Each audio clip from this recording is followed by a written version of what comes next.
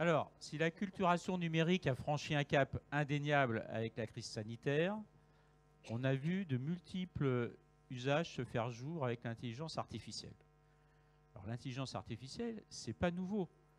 Moi qui suis du siècle dernier, on en parlait déjà. Hein, au début des années 90, j'avais même fait une thèse en intelligence artificielle. Et puis, l'intelligence artificielle a connu un long hiver parce qu'il y avait quand même des limites en termes de capacité technologique. Ces capacités technologiques ont bien évidemment fait comme tout le monde. Elles ont évolué.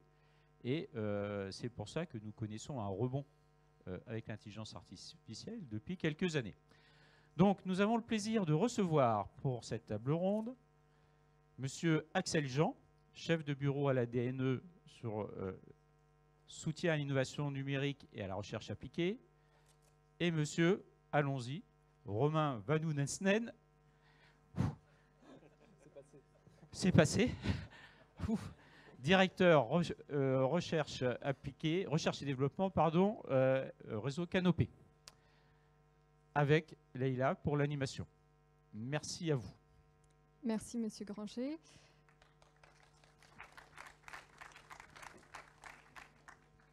Merci, Monsieur Jean. Merci, Monsieur Vanounesnen, pour votre présence et d'avoir accepté de nous faire bénéficier de votre expertise dans ce sujet aux enjeux majeurs.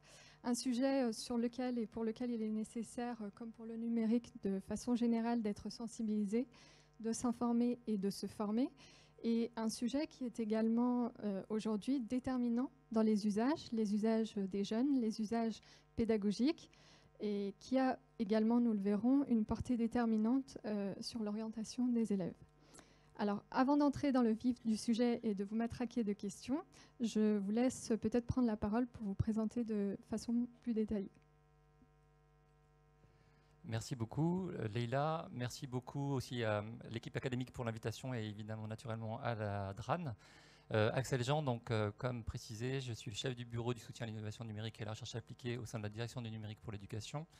Et dans mon bureau, on travaille sur les sujets de recherche, les liens qu'on peut faire avec les classes et le prototypage de services et la mise à disposition de services industrialisés basés notamment sur l'IA, dont le partenariat d'innovation intelligence artificielle va être l'un des exemples, mais d'autres dispositifs qui sont présentés aujourd'hui et hier dans les TNE, type des robots qui permettent de comprendre comment fonctionne un réseau de neurones profonds, AlphaI par exemple, qui est présent ici, et il y a plusieurs services qui sont représentés, que nous avons accompagnés dans le cadre de l'ADNE. Donc je suis vraiment ravi d'être avec vous aujourd'hui, de partager ce moment avec Leïla, l'équipe académique, et Romain. Ben, moi aussi, je suis ravi. Et ça faisait longtemps qu'on ne s'était pas vu en vrai. Donc, merci aussi pour cette occasion-là. Et merci également pour l'invitation. Romain Vanounesnen. Je suis donc anciennement chercheur, mais surtout directeur de la section recherche et développement, la direction recherche et développement sur les usages du numérique en éducation et en formation de Réseau Canopé. Dans cette direction-là, on interroge, notre enjeu, c'est non pas de pousser le numérique pour le numérique ou l'IA pour l'IA parce qu'on serait techno-BA, mais c'est plutôt d'interroger sa place dans l'éducation et d'essayer d'apporter à toute la communauté éducative les réflexions nécessaires ou les éléments nécessaires pour forger sa propre opinion autour de ces intégrations de technologies. Et donc c'est valable autant pour l'IA que pour, par exemple, l'utilisation des open badges en éducation. Ça a été pour la blockchain, ça l'est pour la robotique évidemment. Notre idée, c'est vraiment de faire le plus de veille possible sur la partie prospective et donc et scientifique, et apporter des éléments de réflexion afin que chacun puisse s'en emparer. Merci à tous deux. Alors, dans le domaine du numérique, les nombreux rapports institutionnels ou autres, les apports de la recherche nous montrent que nous ne sommes pas tous égaux face au numérique. J'imagine qu'il en va de même face à l'intelligence artificielle. Aussi, je vous propose de commencer par la plus simple des questions, mais dont la réponse sera indispensable pour commencer à appréhender le sujet. Qu'est-ce que l'intelligence artificielle ? Alors, de manière vraiment très simple, et après je vais me permettre de lire une définition qui a été publiée récemment. En fait, c'est faire par des machines ou par des logiciels des activités, des actions qui relèvent d'habitude de l'intelligence animale. Et en général, on dit de l'intelligence humaine. Mais c'est une restriction un peu dommage, très centrée sur nous évidemment. Et il y a plein de modèles d'IA qui se basent sur le règne animal. Vous avez dû voir des petits robots qui se déplacent dans des canalisations pour intervenir dans des zones empêchées, qui se basent par exemple sur la circulation d'un serpent ou d'une araignée ou voilà, d'autres animaux. Donc vraiment, c'est ça, c'est une modélisation, une simulation de quelque chose qui relève d'habitude de l'intelligence animale ou humaine. Ça, c'est la définition extrêmement simple. Je vais vous lire une récente qui a été publiée, peut-être l'avez-vous vu. En fait, l'Europe a émis récemment des guidelines autour de l'éthique concernant les systèmes basés sur de l'IA quand il s'agit d'adresser l'éducation. Et leur définition me semble vraiment bien, donc je vous en fais une lecture. Donc c'est un texte qui a été publié il y a une dizaine de jours. Logiciel qui est développé au moyen d'une ou plusieurs techniques et approches qui peut, pour un ensemble donné d'objectifs définis par l'homme, très important, générer des résultats tels que des contenus, des prédictions, des recommandations ou des décisions influençant les environnements avec lesquels il interagit. Le point important, c'est que vous devez garder en tête, et on doit garder en tête quand on en parle à vos élèves, c'est que c'est basé donc sur des développements choisis par des humains qui proposent une simulation de quelque chose qui s'apparente à l'humain. Le mot important, c'est simulation. Chacun le sait, dans le domaine scientifique, la simulation va s'appuyer sur une modélisation, et la modélisation n'est pas la réalité. C'est une simplification de la réalité. Donc quand on sait ça, on sait qu'il y a un potentiel pour faire correctement des choses très limitées, très bornées, mais en aucun cas, il ne faut tirer des conclusions trop rapides sur le fait de dire « mon modèle me donne ce résultat-là », alors la réalité est telle qu'elle. Ce n'est pas souvent vrai, ça sera vrai partiellement, mais bien garder en tête qu'une simulation n'est qu'une apparence. Et si vous vous rappelez d'un très ancien, parce qu'effectivement c'est une science ancienne, Turing, l'un des papas de l'IA, parlait du jeu d'imitation. Donc simulation, imitation, mais l'imitation, ce n'est pas la réalité non plus. Donc on est très clair de ça depuis l'origine, on est très clair avec ce point-là depuis l'origine, mais parfois ça se perd, notamment via les médias, et ça lève de nombreux fantasmes sur lesquels on reviendra. Je crois que ce qui est important, et il y a quelque chose qui est récurrent en fait, autour du fantasme de l'IA, et du coup, là de fait aussi dans la réalité, c'est l'importance des données et du fait qu'il y ait une nécessité de grande quantité de données qui, selon moi, devrait rentrer dans les définitions de ce qu'est la techno intelligence artificielle. Je pense qu'il y a aussi quelque chose d'important à mettre en lumière, c'est que l'IA, au même titre que le numérique, va décrire autant la techno que la méthodologie. Et en termes terminologiques, hein, là je parle, et on le voit, on l'a tous vécu autour du numérique, ça pose quelques questions en termes d'appréhension et quelques complications. Cependant, ça ne change rien à ce qui semble important là, dans le cadre de la définition, et que je trouve la définition plutôt pas mal. Moi, j'ai tendance à dire, ou à essayer de rappeler, en essayant de revenir sur des choses très terre à terre, en me disant aussi parfois, ce n'est que du code, et qui a été codé par un humain. Ça, c'est primordial, pour se dire que finalement, tout ce qui régit pas mal de nos activités quotidiennes, ce n'est que du code, et donc au même titre qu'on n'a pas trop de mal à décrypter avec un peu d'accompagnement une page du langage HTML ou des choses de cet ordre-là, et il n'y a aucun risque que ce soit compliqué de décrypter de l'IA si on est accompagné, et ça c'est un enjeu évidemment important sur lequel on reviendra aussi. Merci à vous pour cette première définition. Vous avez mentionné le code, qui m'amène justement à la question suivante. Concrètement, comment fonctionne l'IA ? Alors, Romain l'a dit, effectivement, on va se baser toujours sur de la programmation. Il y a toujours, c'est-à-dire que même si on vous dit c'est un système qui apprend tout seul, etc., à un moment donné, quelqu'un a quand même programmé ce système qui va apprendre tout seul, va le superviser, va peut-être le contrôler, va en tout cas le réguler, même si c'est un système non supervisé d'apprentissage par IA. Donc, on peut reprendre 3 grandes familles, et effectivement, ça rebondit sur ce qui a été dit en introduction. C'est assez ancien, donc en gros 70 ans. Alors, 70 ans, ça peut sembler ancien pour les plus jeunes d'entre vous et les plus jeunes d'entre nous, mais en fait, pour une science, c'est quand même très jeune. C'est-à-dire qu'en fait, vous voyez, il y a un point d'épistémologie, de conscience, de recul, d'analyse sur cette science-là qui est encore à construire, ce qui explique le fait qu'il y ait des choses qui, dans le discours grand public, relèvent plus de la magie que de la science. Donc c'est à nous d'être suffisamment patients, d'accompagner, c'est le rôle des formateurs, des personnels chargés d'encadrement, des professeurs qui, au contact des élèves qui sont exposés par de nombreux logiciels, par de nombreuses applications avec des systèmes basés sur d'IA dans leurs activités culturelles, sociales, pédagogiques évidemment. Donc en fait on doit border ces éléments-là. Et il y a 3 grandes familles d'IA qui, on n'est pas tous d'accord sur ce point-là, ne doivent pas s'exclure et ne sont pas supérieures les unes aux autres. Évidemment, ceux qui sont tenants d'une famille d'IA, je vais y venir, vont vous dire ça, ce n'est de l'IA, ça c'est de l'IA, et le reste n'est plus de l'IA ou n'est pas de l'IA. Et il est probable, je m'avance peut-être un peu, que en fait, les familles d'IA convergent progressivement. Donc dans les IA des grandes familles, il y a l'IA symbolique, l'IA qui se base sur des systèmes experts, sur des arbres de connaissances qui sont programmés par des humains, et qu'on parcourt avec des conditions. Si ça, alors ça, si ça, alors ça, on précise quelque chose pour faire un diagnostic, par exemple médical, une réparation de voiture, réviser les verbes réguliers, réviser les tables d'opération. Tout ce qui peut être limité peut être parfaitement défini par des didacticiens qui vont faire un arbre de connaissances et avec des conditions de réussite et d'échec, on va proposer la suite du parcours. Donc IA symbolique, dont le plus connu est le système expert, qui est très ancien. Les gens appellent ça du good old-fashioned AI, donc de la vieille IA, mais qui fonctionne bien. Et nous, notre juge de paix, ce sera toujours pour le professeur, le fait que ce soit utile, utilisable et efficace. Il s'avère que certains systèmes experts, pour des connaissances limitées, dont on a absolument besoin, notamment dans les apprentissages fondamentaux, sont très efficaces.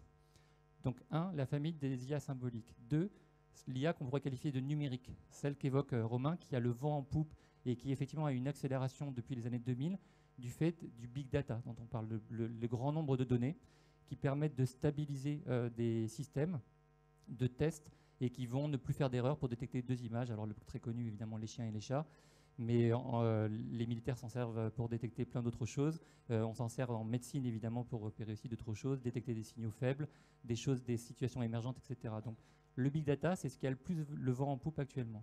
Et enfin, il y a des choses qu'on pourrait classer dans une 3e catégorie qui est l'IA statistique, très ancienne aussi, sur des choses qu'on connaissait depuis assez longtemps, et qui vont par exemple séparer des groupes de besoins, qui vont trier des choses. Donc c'est quelque chose qui relève presque, j'allais dire, que des statistiques, mais il n'y a pas de mépris dans ce que je dis. Donc ces 3 IA-là, et il est fort probable que les différentes technologies convergent. Et quand je dis fort probable, je m'avance très peu. Il y a déjà des entreprises et des laboratoires de recherche qui travaillent sur la convergence des différents systèmes. Pourquoi? Parce que le big data est extrêmement efficace pour certaines tâches. Où il est en grande difficulté, c'est quand il faut justifier ce qui a été réalisé. Pour l'explication que tu as évoquée, Romain. L'IA symbolique est très efficace dans certaines tâches, et par contre, il n'est jamais en difficulté pour expliquer ce qui a été fait, puisque les arbres de connaissances, je fais très simple, ont été construits par des humains, explicables étape par étape et compréhensibles par les usagers. Donc vous voyez, il y a des avantages à ce qu'on fasse se rencontrer les deux, et on peut très bien faire, de même qu'on envisage des mix énergétiques, et c'est plutôt une bonne idée, il est très probable que pour la pédagogie, le fait de s'appuyer sur un mix de technologie IA soit sacrément une bonne idée, pour tous, notamment si on veut expliquer, et je dis si on veut, mais en fait on doit expliquer des choses en direction des professeurs, en direction des parents, en direction des élèves. Donc l'IA symbolique, contrairement à ce que beaucoup de gens disent, n'est pas morte et a sans doute un très bel avenir quand il s'agira de rendre des comptes. Je vais juste rajouter un truc parce que ça va en complément de ce que tu as commencé à esquisser, mais c'est véritablement, alors finalement, est-ce qu'il est utile de connaître aussi bien l'intelligence artificielle et les différentes typologies. D'abord parce que l'IA, c'est aussi un terme un peu marketing et de fait, on en entend beaucoup parler, on l'a dit déjà à plusieurs reprises, et finalement, derrière, encore une fois, ce n'est peut-être que du code et c'est surtout des humains.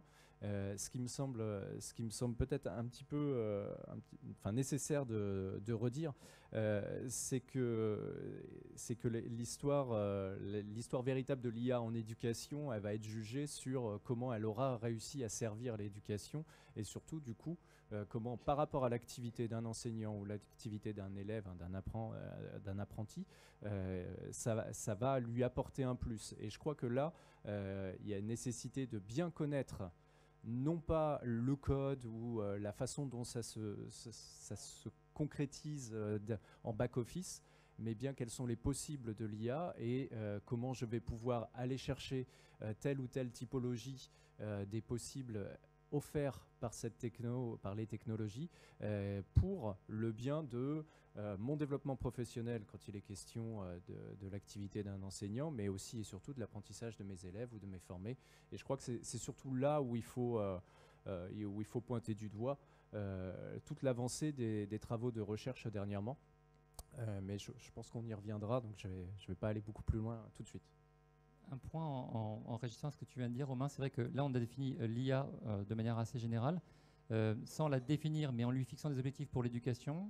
Pour l'instant, au ministère, notre choix a été d'en faire systématiquement qu'un assistant, une aide à la décision, à la proposition, à la main toujours de l'enseignant, toujours. Donc on fait des services basés sur de l'IA, il n'y a pas que de l'IA dedans, il y a aussi de la didactique, il y a aussi d'autres choix, il y a de l'UX, de l'interface utilisateur, il y a des choses qu'on doit penser, des interfaces pour la plus forte inclusion possible, etc. Mais toujours un système basé sur de l'IA, des didacticiens, des scientifiques qui font de l'IA, des scientifiques qui pensent la didactique et qui proposent quelque chose, des usagers qui sont en capacité de faire des retours à ces gens qui pensaient avoir quelque chose de parfait, et un système uniquement d'assistance. L'expert dans la classe, l'expert dans l'établissement, on n'a aucun doute là-dessus, ça reste toujours l'enseignant. Donc autant l'assister et bénéficier des avancées technologiques, les refuser, ce serait une aberration complète, mais sur un rôle uniquement d'assistance. Donc on fait des propositions, on suggère des choses, on signale des signaux faibles, peut-être très en avance de phase, et le professeur, fort de la complexité de la connaissance qu'il a de l'élève, les relations familiales, les maladies traversées, etc., auxquelles n'accédera pas l'IA. Il complétera son évaluation en se basant sur ces éléments-là, mais pas que sur ces éléments-là. Donc c'est important de se dire qu'on élargit la palette des possibles pour le professeur, mais c'est juste ça en fait. Sans priver, par contre, quand je dis juste ça, sans priver, c'est une vraie hérésie, en l'occurrence là, parce que un professeur ne s'est jamais privé d'un outil qu'on mettait à sa disposition qui puisse lui apporter un bénéfice, ainsi que pour les élèves dans les apprentissages. Merci.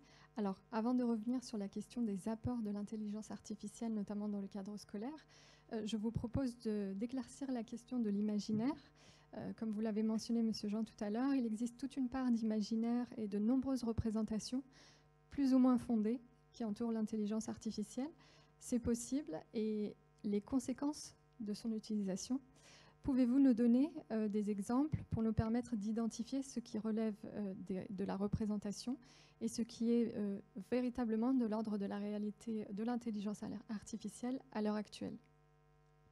Alors effectivement, on l'a évoqué rapidement, c'est quelque chose d'assez récent et en fait qui questionne beaucoup l'humain, parce que quand on prétend adresser l'intelligence, c'est quelque chose de très profondément ancré en nous et qui nous qualifie en fait. Voilà. Alors j'ai dit dès le propos introductif, l'intelligence animale dont nous sommes un des représentants, l'intelligence humaine.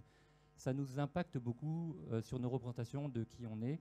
En gros, c'est une nouvelle blessure narcissique. C'est pas la première en sciences. Il y avait déjà eu Galilée qui était passé par là. On en a eu des nombreuses, des blessures narcissiques qui viennent du domaine des sciences. Mais là, on touche à quelque chose de profond, profondément ancré en nous dans nos représentations.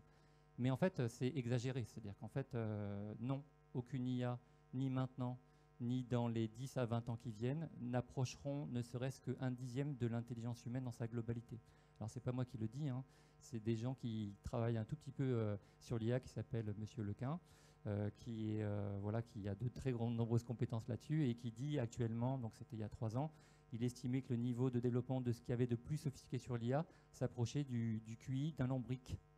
Le lombric réussit très bien ce qu'il fait. Pourquoi il est fait? Donc une tâche, quelques monotâches. Alors il exagère évidemment un tout petit peu, mais vous voyez l'image, on est extrêmement loin de la capacité d'intelligence complète.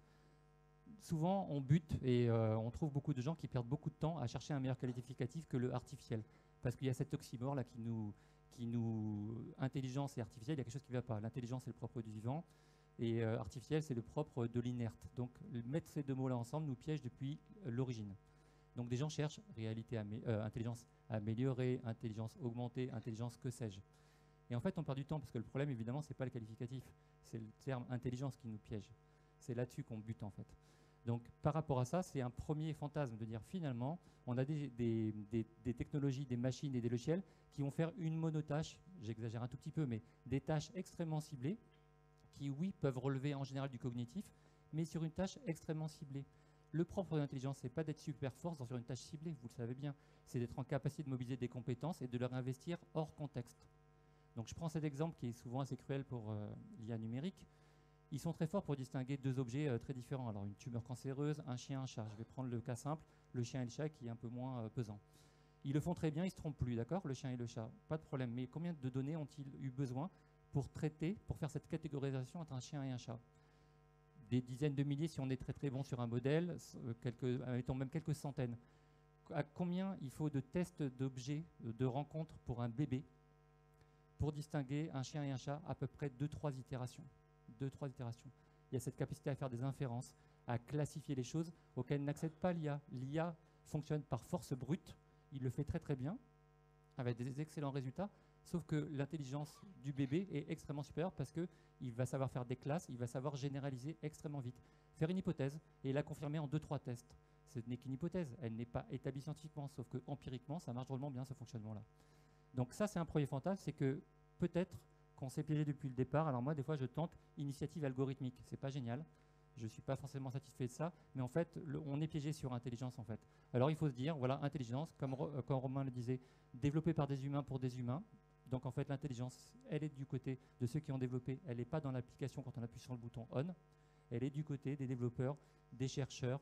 Donc là, vous avez un représentant que je dénonce, hein, qui est juste là, Bastien Mas, et qui est invité aussi ici, avec qui il faut aller vraiment discuter. Ce sont des gens qui travaillent beaucoup sur ces sujets-là, d'université de Rennes, et qui est via l'association aussi Class Code. Ils savent très très bien adresser ces éléments-là et rester dans des représentations correctes. Donc ni trop, ne pas en faire trop, ni négliger le potentiel de l'IA. Donc on est sur définir quelque chose qui est présent, auquel les élèves sont beaucoup exposés dans leur pratique sociale, dans les jeux vidéo, dans les réseaux sociaux, dans le choix qui leur est fait de proposition d'une vidéo, d'une série à voir, etc., dont il faut parler. Gardons bien en tête que si nous n'abordons pas ces sujets de culture, de développer cet esprit critique, qui est quand même la structure vertébrale de ce que doit faire l'école. On doit faire plein de choses, mais s'il y a bien une chose qu'on doit faire, c'est développer un esprit critique vers l'autonomie pour faire des citoyens éclairés dans le siècle dans lequel ils vivent. Que ça nous plaise ou pas, l'IA est là. Si l'école ne le fait pas, d'autres le font pendant ce temps-là. Les entreprises adressent nos jeunes publics, mais y compris les adultes, avec des systèmes basés sur de l'IA, et eux, ce qu'ils cherchent, c'est à adresser des consommateurs. Pas de problème à adresser des consommateurs, mais il ne faut pas adresser que des consommateurs. Nous, on veut adresser les citoyens. Si l'école ne s'en empare pas, les entreprises continuent à adresser des consommateurs.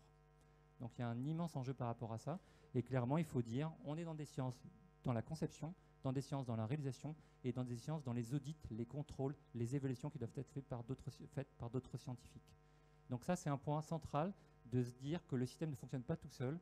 Et en gros, il ne s'agit pas, tu l'as dit Romain, et tu as tout à fait raison là-dessus, je te rejoins pleinement, il ne s'agit pas de faire du tout blanc ou du tout noir, du techno-BA, je crois que c'est le terme que tu as utilisé, ou alors du va des rétro satanas, pas d'IA chez moi en fait. Ce genre de choses, il faut qu'on trouve un curseur, on est en zone grise.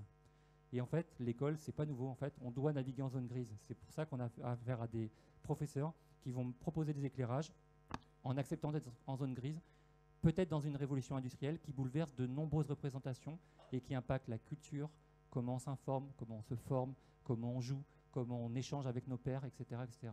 Donc c'est notre rôle premier que de dire on accepte d'avoir des discours qui ne soient pas binaires. En l'occurrence, on va prendre ce terme-là pour l'informatique, et donc se dire non, la réponse n'est pas 1 ou 0, c'est quelque part entre 0 et 1, et suivant les secteurs. Il y a plein de sujets sur lesquels il faut vraiment s'en emparer, tant que ça m'assiste, et tant qu'on laisse l'enseignant dans la boucle des décisions, et l'élève avec sa dignité, avec son droit à l'erreur, avec son droit à l'essai, son droit à l'oubli. Donc on y reviendra sur les données. Clairement, quelques idées auxquelles il faut tordre le cou. L'IA, surtout, et il faut faire vraiment attention parce que parfois on l'entend, on dit l'IA est magique, mais non, l'IA c'est rien. Voilà, il y a l'école de Poudlard d'un côté, puis il y a l'école de la République de l'autre. Donc en fait, nous, il faut qu'on soit vraiment très clair. C'est jamais magique. Quand on vous dit que c'est magique, c'est une approximation qui peut être sympathique si on parle à des tout petits, mais même à des tout petits, il faut dire non, c'est de la science en fait. Donc ça, clairement, il faut qu'on arrête de dire, même si les résultats sont super intéressants, super stimulants, eh ben c'est enthousiasmant, mais c'est pas magique. L'autre point, c'est que ça va remplacer l'humain. Alors là, il y a quelques furieux dans le monde qui sont des techno-BA qui y croient dur comme fer, qui ont un immense pouvoir de communication dans le monde et qui nous parlent de l'après-humain. Ce sont des furieux. Donc en fait, c'est à nous de rester dans la zone grise et de les ramener dans la zone grise en fait. Parce que clairement, non, il est d'abord, on en est très loin. Et 2, la question, c'est pas de savoir ce que peut faire l'IA, c'est ce qu'elle doit faire. Et tant qu'il y a quelques humains qui resteront vigilants, il faut cadrer le fait que les humains n'ont pas à remplacer l'IA, les systèmes d'IA n'ont pas à remplacer l'humain. Ils ont toujours à conseiller, à travailler sur ce qu'ils peuvent faire, mais clairement, l'humain doit décider de ce qui doit être réalisé. Est-ce que l'IA sapera le rôle des enseignants? Est-ce que la calculatrice a sapé le rôle de l'enseignant? Est-ce qu'il y a pu avoir ces angoisses-là à l'arrivée de l'imprimerie, de la radio, de la télévision, d'Internet? La réponse est oui. Il y a toujours eu cette angoisse de la part des collègues. C'est normal que ça nous impacte, que ça nous questionne. Mais enfin, qui s'étonne sur une course aux 100 mètres d'être dépassé par une mobilette ou par une moto, par un scooter ou par même une trottinette maintenant? Personne ne s'étonne de ça. Pourtant, il y a bien une technologie qui a surpassé l'humain sur la course, sur laquelle pendant un temps on était plutôt bon, mais quand même moins rapide que le guépard par exemple. Et bien là, c'est pareil, avec la calculatrice, ça calcule plus vite que nous, sauf qu'il n'y a pas d'angoisse existentielle, il faut quand même continuer à apprendre à calculer. Et sur l'IA, ça fera des choses ponctuelles bien plus vite que nous, mais pas d'angoisse non plus. Donc en fait, non, l'IA ne sapera pas l'autorité de l'enseignant. Par contre, elle peut proposer des améliorations, des détections des signaux faibles très en amont.